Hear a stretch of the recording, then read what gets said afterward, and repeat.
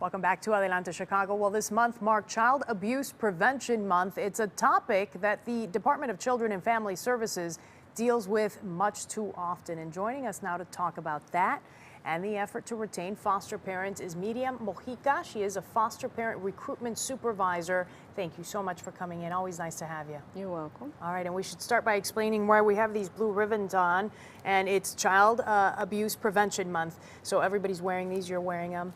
And it's a way to bring attention to what's happening. I was reading 100,000 cases of abuse go unreported every year, and you've got numbers of your own that you've been studying as well. Yes, that's correct. It is Child Abuse Prevention Month, and we are wearing the ribbon, the blue ribbon, is to create awareness in our communities, in our school. We want to make sure that people and staff, foster parents, are aware that this is Child Abuse and Prevention Month. Are there things that people at home can be watching out for, look for, signs, signals that maybe something's happening at home? Yes. There are 4 types of abuse. It could be physical abuse, emotional abuse, sexual abuse, neglect. Parents, teachers, neighbors, they should be paying attention to any signs of abuse. Okay. All right. And the next topic that we're going to talk about is the fact that there is this huge need for foster parents out there. And you're trying to raise awareness about that as well, because a lot of parents are sort of staying away from that side of it. Why is that? We are really in a crisis right now. We really have to develop foster parents for our foster children. We have a lot of children coming into the department under dependency, under neglect because of abuse, and we don't have homes for them. And that's why we're trying to develop the foster homes. We are actually going out in that community so we can recruit foster parents.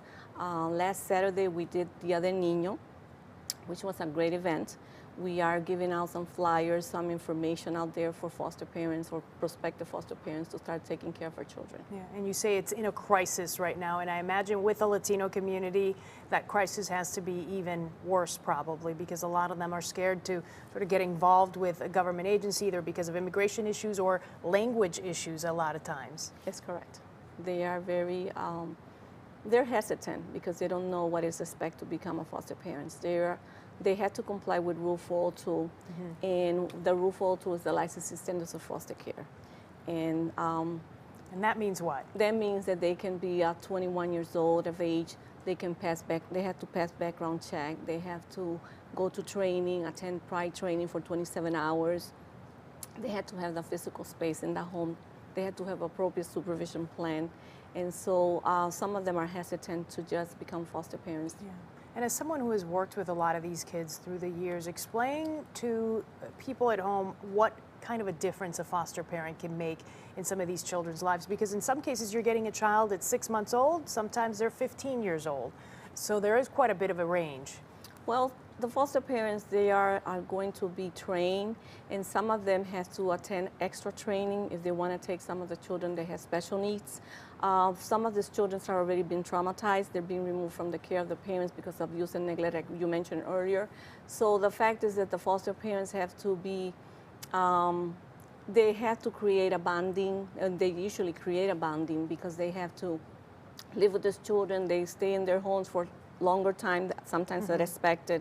One of the good things about me working with foster parents for the past 21 years, I know that foster parents, they get bonded, and they are really into providing. Well, they'll keep in touch with some of these kids for years to come. For years. And also, they also are trying to meet the needs, the emotional needs, the physical needs of the children. And even after they are returned home, because the department's goal is reunification, is geared toward reunification, that the child goes back to their families whenever not possible, then the foster parents have the opportunity to adopt. Okay.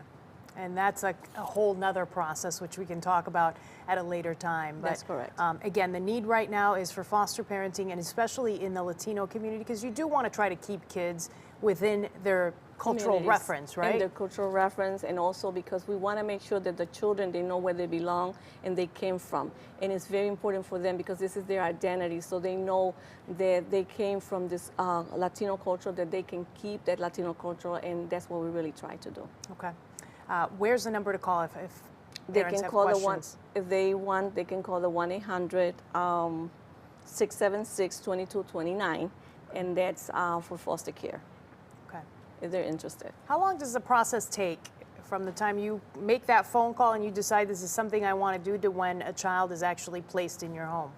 It all depends because it could take 2 to 3 days for us to respond to the call, and then we will send a licensing worker. It will be assigned, and the licensing starts the process of getting the licensure for foster care. All right, thank you so much. Also want to get the information up on the screen about National Child Abuse Prevention Month. There's a hotline to call if you see any signs of abuse in your communities.